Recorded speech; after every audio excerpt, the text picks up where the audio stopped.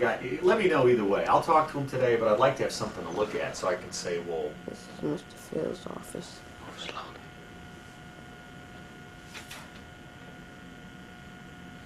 Okay, tomorrow is not real good for me. Friday, I'm not going to be available. I'm going to be up in Washington, so the next time I could do it would be really, like early next week. This is the team center where the North Carolina Tar Heels play basketball games.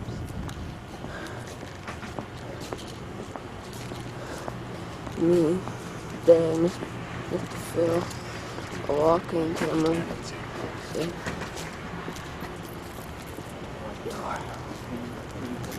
So, we're going to show inside in a few minutes. Alright, see you later.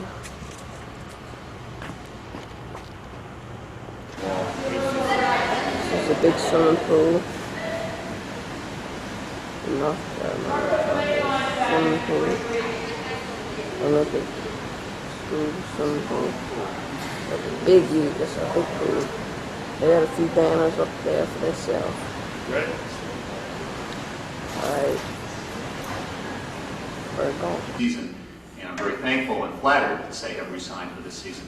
And that's the way we do intend to keep it. So from that standpoint, I want to welcome you all to our second annual Tar Heels kickoff luncheon for our advertisers and prospective advertisers. I'm delighted to welcome you here to the Chapel Hill campus on a beautiful Carolina day. On the way over, I was saying that here we are coming over here for some great barbecue, Carolina blue skies, going over to Chapel Hill, and I had Oldies 100.7 on, and on came James Taylor.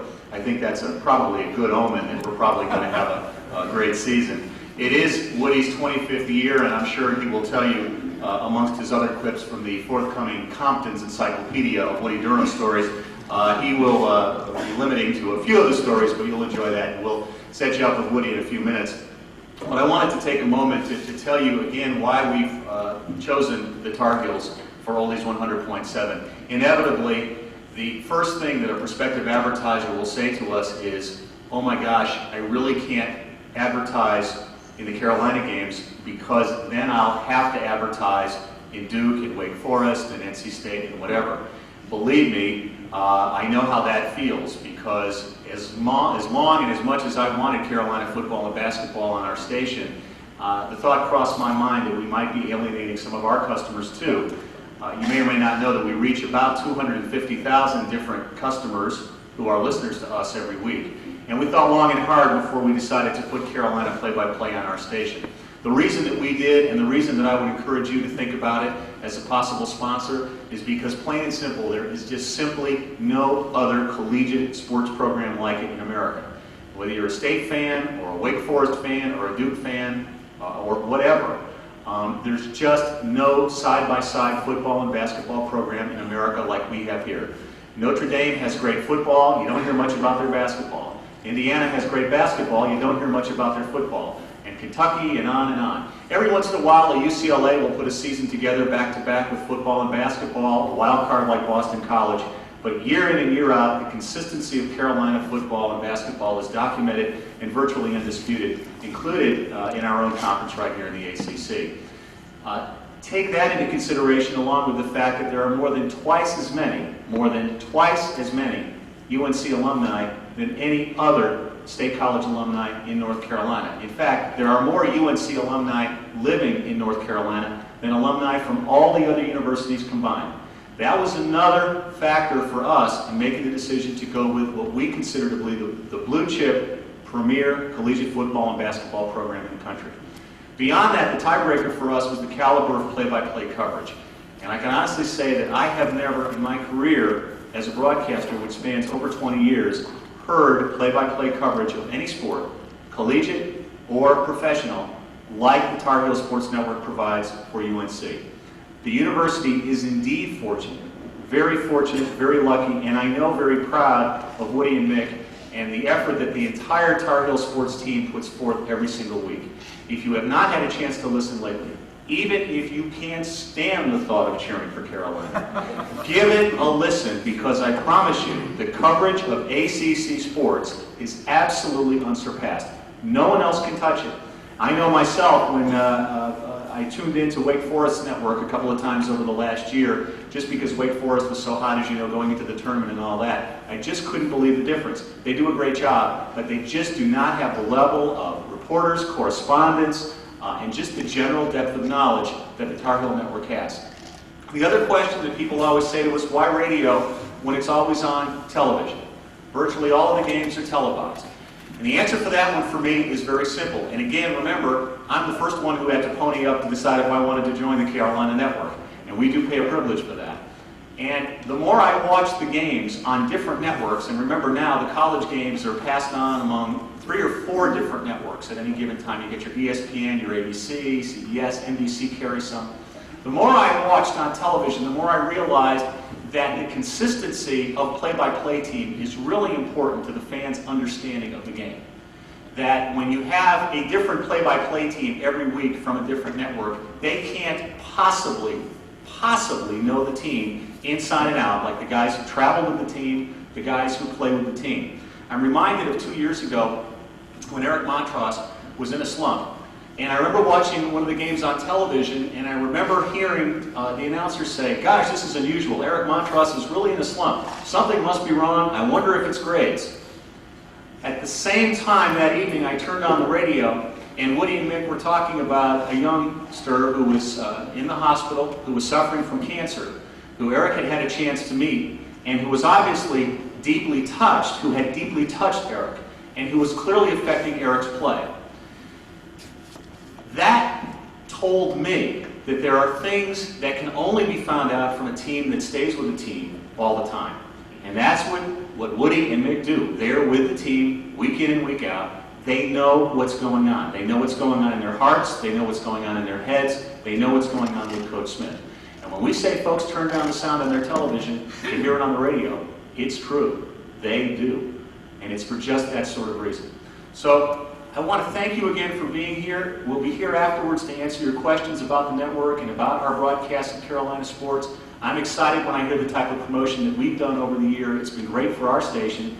In some cases, we've had increases of 50% or more in audience day parts where we did not carry Carolina football or basketball, and then a year later carried the games. Most other stations will not show you that information. We are proud to show it to you. What Carolina football and basketball has done for us is to make a great station even better. I want to introduce to you the 2 guys that have made that happen for us. First, the color voice of the Carolina Tar Heels, Mick Mixon.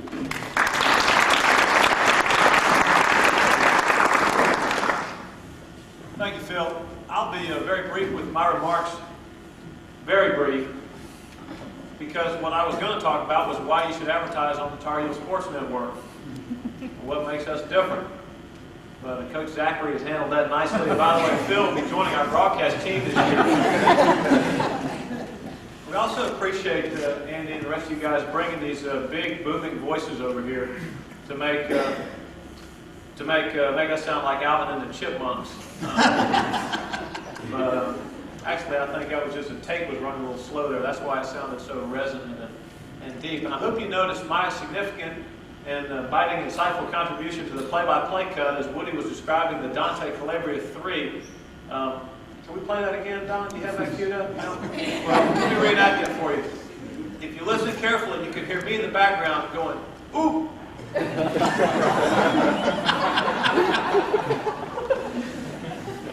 And then when there's a big hit, that's one of the things I say. Then when there's a big hit on the football field, I go, ooh!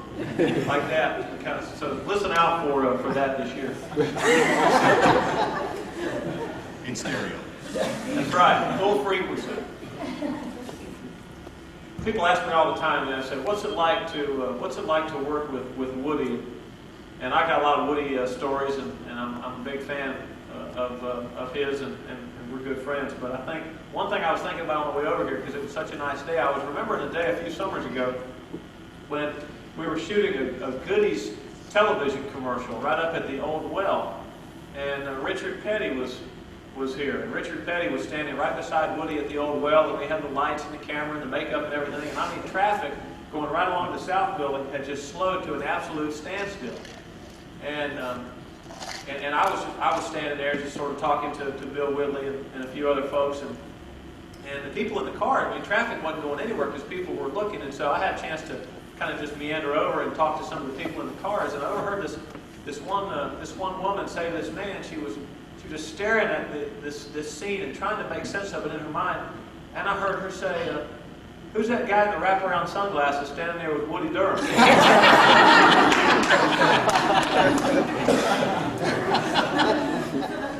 So I thought that summed it up pretty well.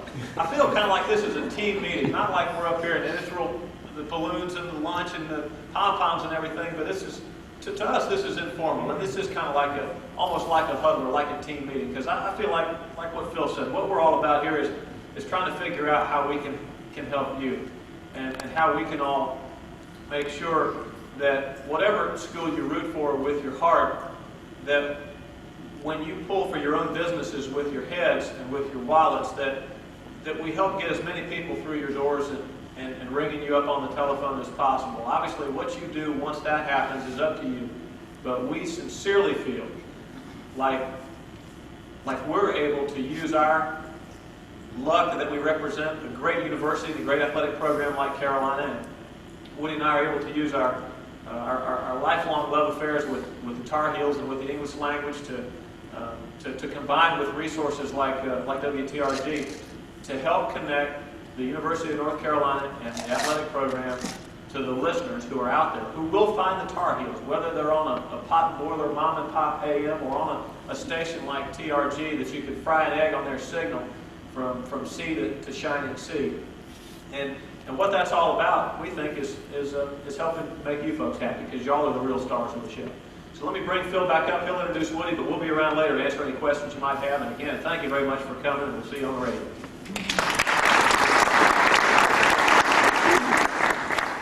I really feel like I'm cutting these guys short, and I know you don't want to hear me, but we'll really want to hear more from Mick and Woody, and we will open it up to questions, and certainly they'll stay around to talk to you afterwards.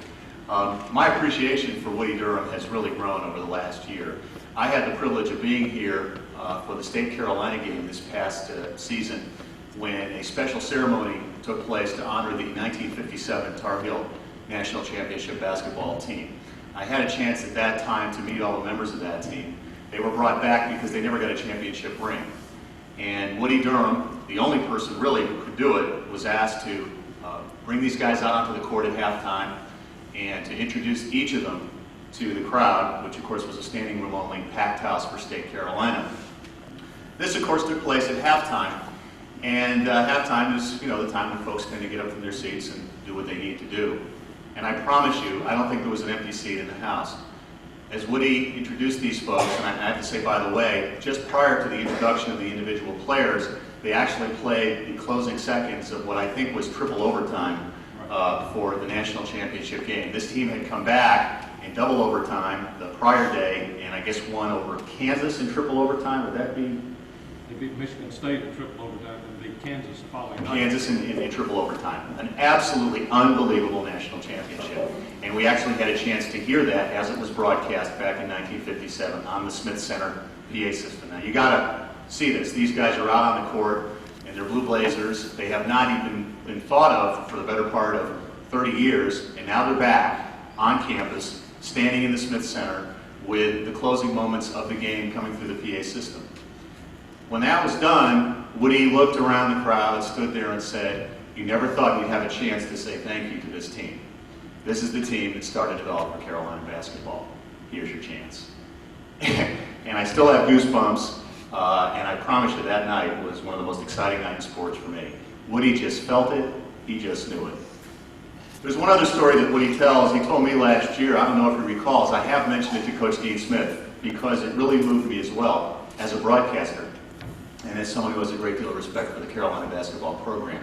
Apparently a number of years ago, Woody had come to the conclusion that Coach Smith had never had a chance to hear the play-by-play broadcasts because he was, well, coaching.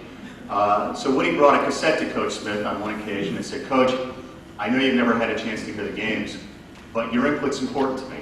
I'd like to get some feedback from you on, how we're doing. Are we doing the program right?" Coach Smith turned down the offering of the cassette, looked at Woody and said, "You know how we do things around here, Woody. I have no problem." That was the highest compliment that Coach Smith could pay anyone, And while it doesn't seem like much on the surface, if you stop and think about it a bit, and you think about how long he's been here, and the fact that those people who do know how things are done around here go on to greatness, that was about the highest form of flattery that a guy like Woody Durham could get. Please welcome, for me and with me, the guy who knows how they do things around here, Woody Durham.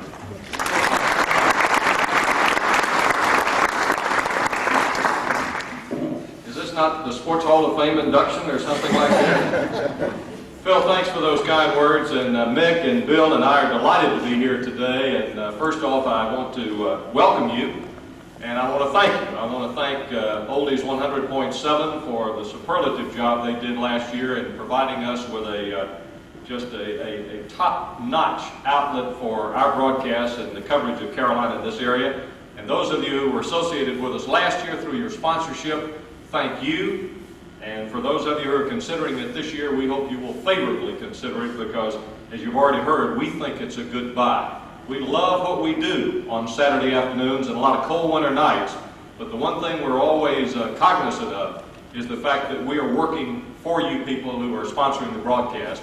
And so we want to make it a good business decision for you, and we hope we'll continue to do that because that's very much in our mind. Let me follow up and tell you one side note to the story Mick was sharing with you about Richard Petty's visit. Richard's a real fan. We've known each other for a number of years because of my involvement in television up in the Greensboro area and so forth, and we really had a chance to renew our relationship in a very strong way when we were sponsored by Goodies. Unfortunately, that will not be happening this year because Goodies has been sold to its biggest competitor. Isn't that interesting? That sort of happened overnight, and now there are people in New Jersey making decisions that used to be made in Winston-Salem. Some of you know how that goes, and so they don't really understand in New Jersey the full impact of Carolina, and believe it or not, they almost didn't understand the full impact of NASCAR. Some of the people at Goodies in Winston-Salem who had collected the money saved them that part of their business about 5 minutes before the deadline expired. But Richard came to, well, we actually went to visit Richard on several occasions to do some things up at his shop in Level Cross, and it was really funny because he and Mac Brown, I mean, really communicate. I'm amazed at sometimes when people who are very much in the public eye meet each other as to how they respond to each other. Well, the first time that Mac Brown ever met Richard Petty, he began to really ask him a lot of questions because he wanted to know about stock cars and about what it was like out there at 180 to 200 miles an hour on a Sunday afternoon, and about his instincts and the things like that. And so he and Richard hit it off real well, and so Richard was giving Mac the guided tour around his shop, so they were really doing it. So the following year, Richard came to us, and so after we'd gotten through doing the commercials up at the old well, Mac invited Richard to come to the football field house, which he did, and Mac had the equipment manager make up a jersey, and guess what number was on it? Of course it was 43. And he had his R. Petty name across the back. Well, Richard really liked that. And so then we went to lunch. At that particular time, you could have the training tables were still in vogue in college athletics. They've now been discontinued. But we went over to Ehringhaus to the training table. Mac Brown has a rule in Carolina football that whenever you walk inside the football complex or you walk inside the dining hall, the first thing you do, if you are wearing one, is you take your hat off. There are no athletes at the training table that wear caps. There are none turned around backwards. And there are no earrings worn in the football complex. There are no earrings worn while you're associated with the practice. Mac has always believed that whether an alumnus speaks to you or not, that every time an alumnus sees you, if you're a football player, you're being interviewed for a job. And so his rule was that you don't wear a hat in the dining hall. You don't wear a hat at the training table. How many of you in this room have ever seen Richard Petty with his hat off? So Richard goes in to have lunch, and Richard's got on this cowboy hat with all the rattlesnake stuff around it and everything like that. And Mac introduced him, and it was interesting, the guys who came over to the table just for a chance to shake his hand, I mean, the admiration and so forth that they had for him. So when we finished our lunch and everything, and we got up and we started out, and Richard was walking along with a couple of other people, and so I was back behind Richard with Coach Brown. And we had a wide receiver on the team at that time named Joey Yock, who's now playing in the Canadian League, and Joey was the cut-up. Joey was the character on the team that kept everybody loose. He came running up and said, Coach Brown, he said, all of us, all of the players, Coach, we cannot believe it. Mac said, what is it, Joey? He said, we can't believe you didn't ask Mr. Petty to take his hat off. And I thought, boy, he's got it. Now, with the rule in the dining hall about the hats and everything, Mac thought for just a second. He turned and looked at Joey. He said, Joey, there's a difference. Joey said, yeah, Coach, what's that? He said, Mr. Petty's a guest. So, enough said. And so we went on, but that was fun, and I thought about that when Mac was telling the story about it, Nick was telling the story about it at the old well. We've had a great year at Carolina. It'll be one of those years that we look ahead to 95 and 96 and say, how can we top this? But we looked at 94, 95 and said, how can we top this? And we were able to work on that. When I say a great year, I'm not only talking about football and basketball, I'm talking about our total athletic program, because people, when we're on the air on Saturday afternoons and winter nights, that's what we really represent. We represent the total athletic program, because a lot of cases, as you know from our broadcast, we tell the story of Carolina athletics, although our major emphasis is football and basketball. Carolina won 12 Atlantic Coast Conference championships this year. No other school has ever done that in the 40-plus year history of the Atlantic Coast Conference. The ACC sanctions only 22 championships in various varsity sports, and Carolina won 12 of them. Carolina has but 26 varsity sports. We will have 27 next year because women's lacrosse is coming in the spring. We'll now at Carolina have 14 sports for women, 13 for men. And last year of the 26 teams, only 3 of those 26 teams had losing records. And we graduate better than 80% of the student athletes at Carolina. So, following up what Phil was saying a moment ago, that's why Mick and I love what we do so much, is not only the football and basketball success that we've had in recent years, but we represent a university where in a day of college athletic reform, things have been done the right way around here for a very, very long time, and they'll continue to be done the right way. We bring young people here to get an education. We're thankful that some of them are real good athletes, but along the way in getting their degree, they help the athletic teams be very, very successful. Our football team last year went to a 3rd straight bowl game. Our basketball team wound up in the Final Four for the 3rd time in 5 years. Our women's soccer team, won another national championship. Gosh, that's 9 in a row. 13 out of the last 14. No other sport in the history of the NCAA hardly has been dominated the way Carolina has dominated women's soccer. And so we did. We had an outstanding year.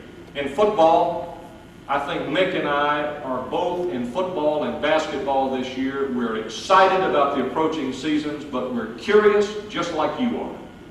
And I think we're curious like our audience is going to be. We're going to have probably a bigger audience this year than we've ever had in football and basketball, because people do not know what's going to happen in a given game. And that's really going to be exciting. In football, I've seen us left out of some top 25 polls. I've seen us picked in the top 20 in some preseason polls.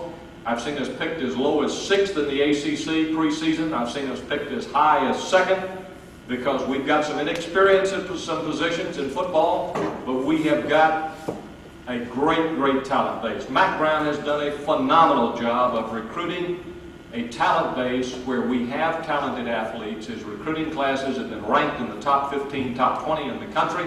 We are recruiting against the likes of not only the ACC schools, but against Michigan and Notre Dame and Penn State and people like that, and winning, I might add, our fair share of some of those recruiting battles. We went head-to-head, I know, this year in Florida with Florida State for a tight end by the name of Keith Newman, and he's wound up coming to Carolina.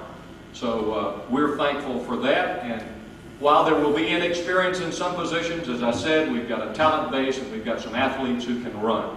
Offensively, football-wise, we've got to keep 2 positions and 2 people especially healthy. Mike Thomas has got to stay healthy at quarterback. Per enrollment in this camp and the interest in the camp, as you can see, really increased. So there are young women here from all over the country.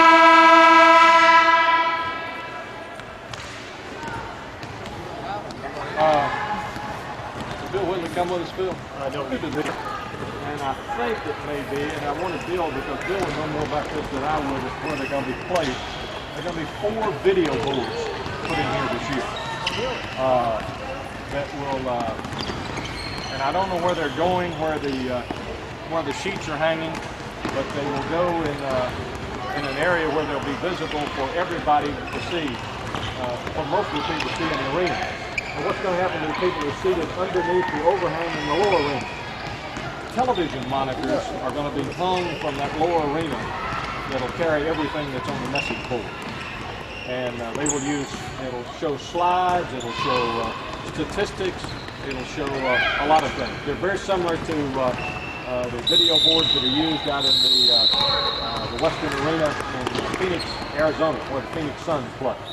And if successful in here, if well received in here, I wouldn't be too surprised with the new addition to Kenan Stadium, what's going to be done in the west end zone, before you see some video boards appear in Kenan Stadium as well. Of course, you see the seats, some pushed back. Those seats on the lower level that are pushed back for the camp come out, and as you know, when you see it either here in person or when you see it on television, come right down to the court side. In the late 30s and early 40s, and George Bramlett, they call him the blind bomber because he got the play by looking at markings on the playing floor. When he looked up into the lights, he was legally blind. And so he had to play, he had to position, he was a center, he had to position himself back in the game much slower than he used to go, much more pronounced, and he would look at the markings on the floor to get his position as to where he wanted to catch the basketball. For example, if he was here, the basket was over this shoulder, and he would get it, of course, back then it was a hook shot, everything like that. We don't see the acrobatic or the versatile centers play that we do today. Lenny Rosenbluth, number 10, was the forward on the national championship team in 57, the unbeaten team. Middle forward, of course, you know about him, James Worthy and Michael Jordan. And then the others, the next two rows, are all the honored jerseys.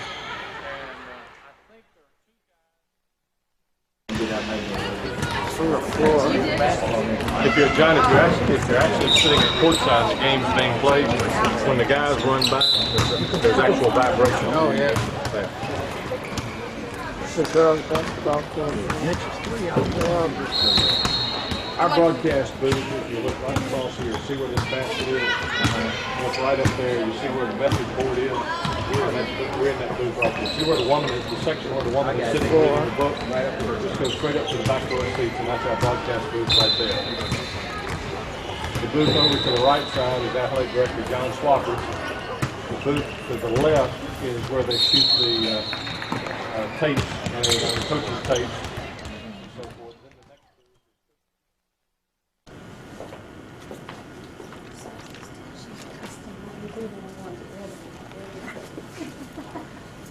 Got to be.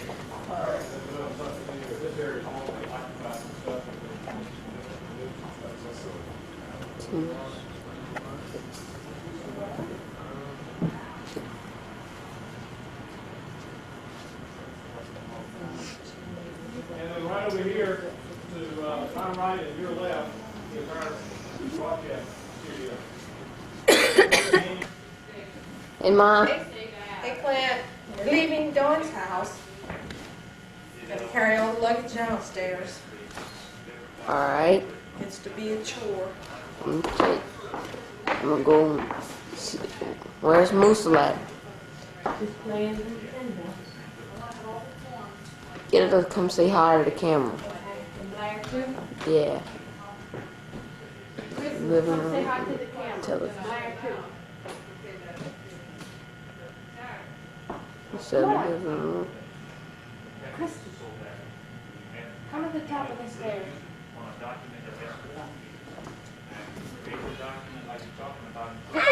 Hey, Miss Musso. What you doing? I see you. I got you zoomed in.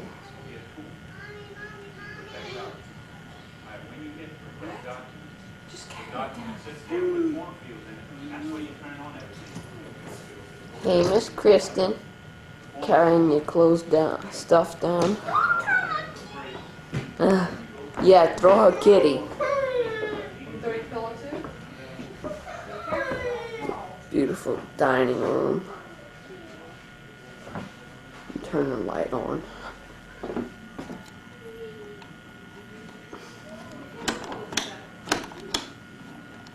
Well, I guess I can't. There we go. Here's what that beautiful dining room looks like.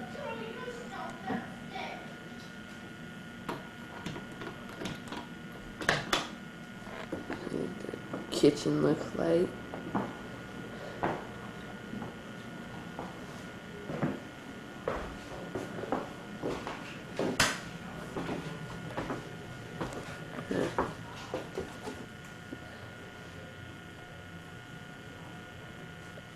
And Dawn's bedroom and bathroom.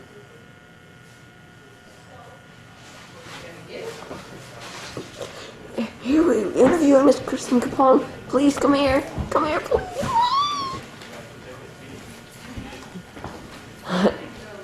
Bringing some more stuff down. It's fun, huh? Well, I'm gonna go upstairs.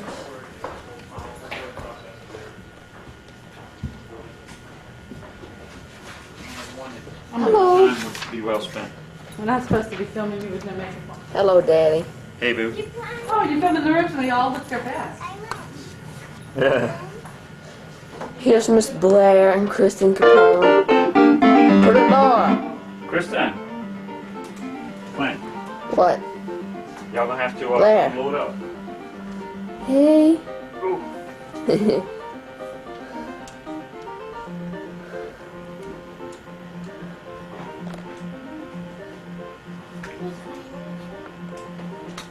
It's Adam's room. It's the room I slept in. And that's for Mr. Phil. This is the room Mom and Dad slept in.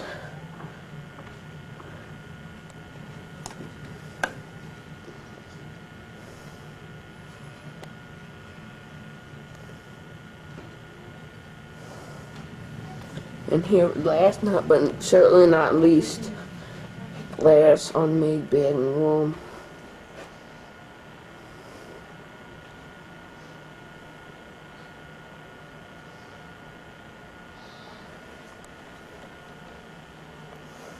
Next time I'll be seeing y'all is whenever we sign off. Bye for now. Mom, feed on you. You need to help me carry this.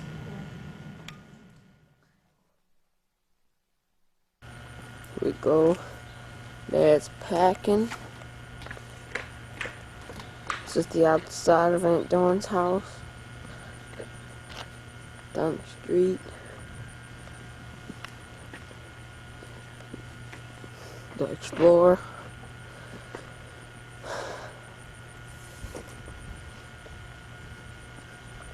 In Raleigh, North Carolina.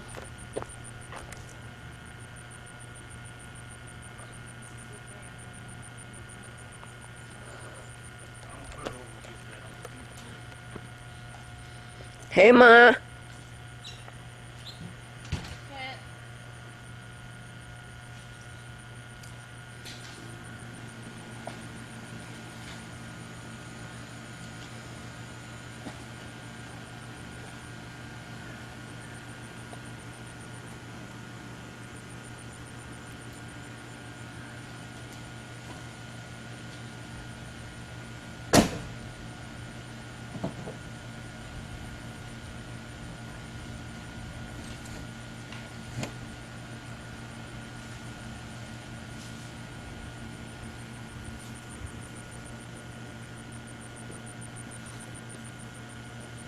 That's about it from out here.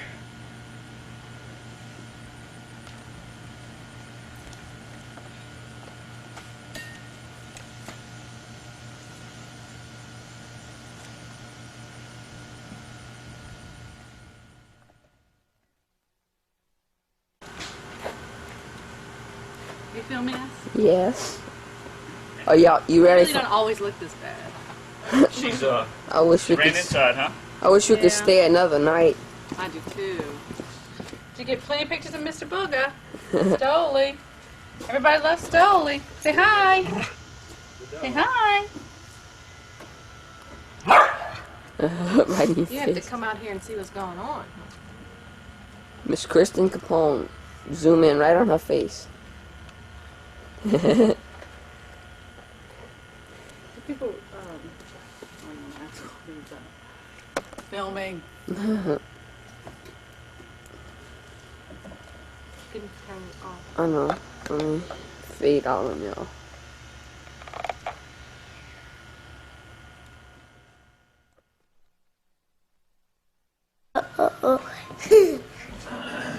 Hey, peace in the Middle East. Peace in the Middle You East. plug that into something in the front of you? Huh? What do you just plug it in? Yeah, well, it didn't plug into the front. I had to disconnect the cable. And this connection right here. See, that's what he had to say to you. Put the doggy on tape. Put doggy on tape. Doggy's right here. Doggy's Plug him right over here. Where is that? there. It is. Where is he? There he is. Oh, it's you. Look, Stoli. Look at the TV. It's you.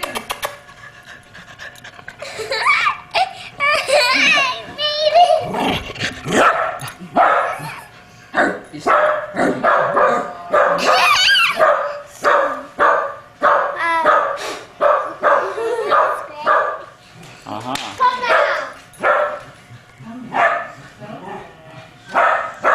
Stop barking. Stoli, stop. Have it. You want to talk? Kristen, have it. Did you play the thing from today yet? Yo. Yeah, y'all want to watch that? I'll play that.